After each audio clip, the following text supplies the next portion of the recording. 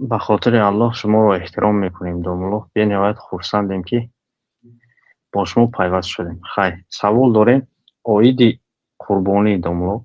همین سال نیت کردیم که قربانی کنیم و پدر سوم روی کردیم که قربانی کنند، لیکن از نام ما نیو، از نام خدا شما گفته بودید که از سخنهای شما فهمیدیم که تمام مالی که ما داریم از آن پدرامو هست.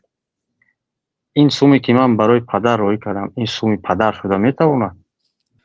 شما با پدرتان در یک اویل آها. زندگی میکنید، یعنی زن و فرزنداتون و پدر و مادرتان دیگاتون یک است. دیگه یک دوملو. بله فرزنداتون هم در پیش پدرتان هستن. بله بله. اویل یک باشد یک قربانی میکنتون از نام همه.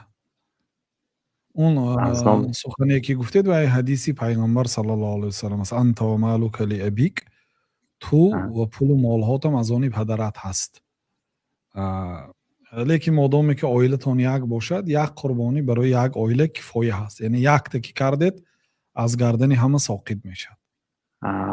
انکو شرط های قربانی رو پیش از قربانی باید کی اجرا کند؟ من یا که پدر یا که مادر یا که برادرم؟ اگر حاضر اساساً یعنی که پول و مال همش از آن شما باشد، شما سردار اویل حساب میشید. پدرتون الکی به نفقه شما محتاج باشد، مثلا پدرتون دیگه کار نمیکنن، پدرتون الکی نفقه شما وقتی زندگی میکرده باشن، شما رئیس خانواده، اما احکام قربانی همش بر ذمه شما هست.